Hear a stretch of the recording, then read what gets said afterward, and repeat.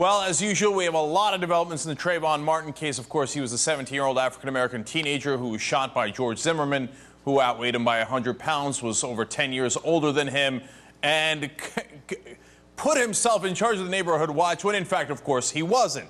And he was armed with a 9mm, and, of course, Trayvon Martin wasn't armed at all.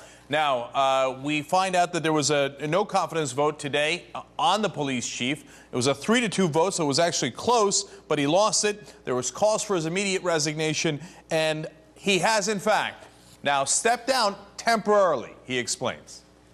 While I stand by the Sanford Police Department, its personnel, and the investigation that was conducted in regards to the Trayvon Martin case, it is apparent that my involvement in this matter is overshadowing the process.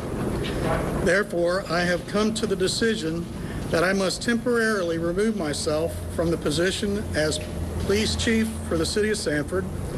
I do this in the hopes of restoring some semblance of calm to the city, which has been in turmoil for several weeks. But is stepping down temporarily really the answer? I'm not sure it is, and neither are the mother and father of Trayvon Martin. I think since the chief has stepped down, it's a temporary relief, but we need a permanent relief. I still say we need an arrest. We would like the temporary step down of Bill Lee is nothing. We want an arrest, we wanted a conviction, and we want him sentenced for the murder of our son. Now, we said over and over the last couple of weeks here about how Police Chief Bill Lee has to step down, and I don't think it should be temporary at all, as Trayvon Martin's mother indicated there. And then the father saying, hey, you know what we actually want? To arrest George Zimmerman. Yes, that's what we're looking for, and he's still not under arrest. And by the way, he can still carry a gun. So now when we turn to Zimmerman, some new details in the case. Now we find out that the police did say that stand your gun. That's a funny or sad slip. Stand your ground law was considered by the cops when they were talking to Zimmerman, and they considered his defense there. He confessed to the shooting. He was handcuffed, and his weapon was removed at the time. Okay, but now remember, he has not been arrested, and apparently he has his weapon back. Now, when they found him, he was wet and covered in grass. He was bleeding from the nose and the back of his head. Apparently, he was given first aid, and he was taken to the police station for questioning at that time. Now, we're going to come back to that issue in a second. Now, of course, some people have stepped up to Zimmerman's defense, including some of the people who knew him. Let's listen to a friend of his. George just didn't jump out of a car and start running after Trayvon, pull out a gun to shoot him just for his Skittles and his iced tea. So I just want to go on the record. There's more to it. Do you think Trayvon provoked him? Personally, yes. How would you know that? You wouldn't know that at all, partly because the police did such a horrible job of investigating the case. In fact, Loris O'Donnell has the police report. They were talking to a guest last night about it. Something interesting came out of that conversation. Wanted to show that to you. But their job is also to find the truth. There's actually part of one of those police reports where the second officer specifically says, I did not talk to Mr. Zimmerman about this. That's Timothy Smith. I'm going to quote him here. As though he avoided it. He says, at no point did I question Zimmerman about the incident that had taken place. That's Timothy Smith, who was the guy working Zimmerman. Now, that's really, really interesting. The guy on the scene, the cop on the scene, doesn't even question the shooter. That seems very unusual. All right, now we're going to bring in an expert on this, Los Angeles-based attorney Tom Mesereau. Of course, Tom's worked on some incredible cases, including the Michael Jackson one. Thank you so much for joining us here on the Young Turks. Well, thanks for having me.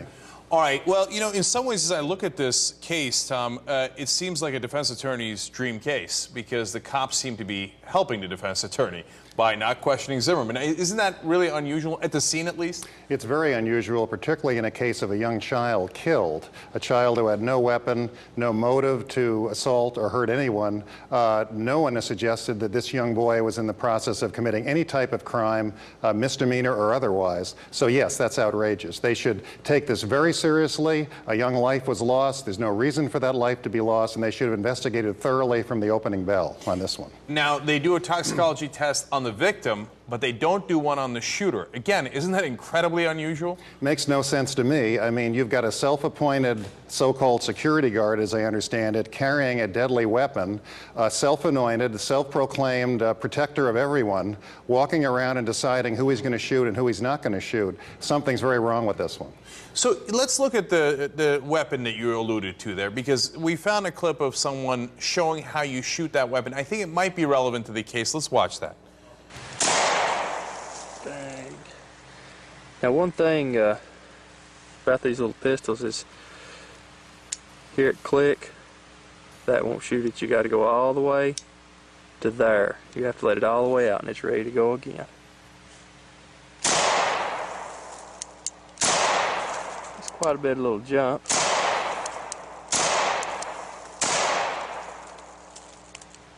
Now, I get two things out of that. First of all, it's chilling. I mean, the idea of shooting that gun to me seems, you know, like your life would have to be in incredible danger for, you to pull that gun. And the second thing I got out of it is that it's not easy necessarily. You got to make sure that it clicks into place and then shoot. Does that affect the case at all in terms of whether, it was self-defense or not? A deadly weapon is a deadly weapon. You don't carry a weapon and you don't use a weapon unless the circumstances put you in imminent peril. Different states have different laws about what you can do or not do if you think you're being assaulted. Some states say you have to make a reasonable effort to get away. Some states say you don't. Some states say you have to make a reasonable effort to get away if it's not in your home. Apparently, Florida is called stand your ground, where no matter where you are, you don't have to make an effort to retreat. Nevertheless, if you're going to use deadly force, the situation has to require deadly force. Now, the advantage the defense has is the only eyewitness available is the fellow who did the shooting. The victim is gone. He can't give you his side. He can't tell you what he perceived and how he acted. However, I think that with a thorough investigation may conclude that this fellow was trigger happy, he was looking for trouble, he was seeing what he wanted to see, and it was an outrageous misuse of force.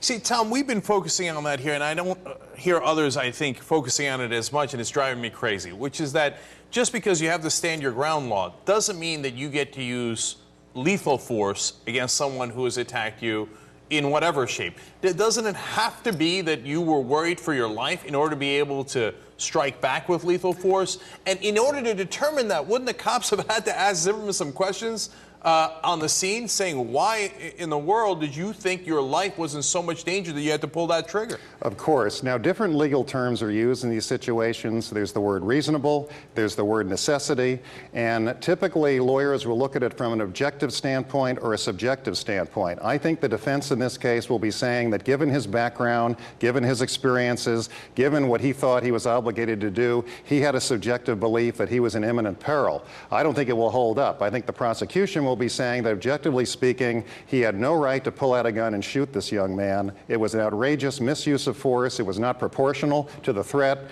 and I hope the police investigate accordingly, because it sounds like they're trying to cover something up to me.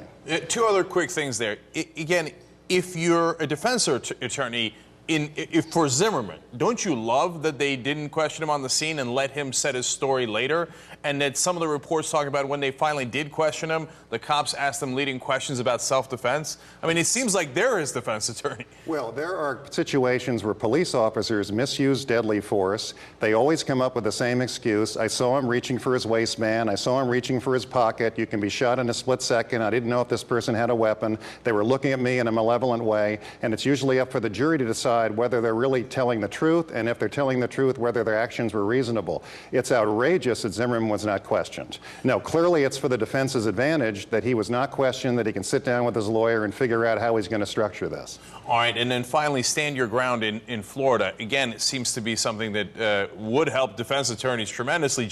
So-called justifiable homicides. And again, we don't think that this necessarily fits stand your ground because he used so much more force than what seems to be necessary.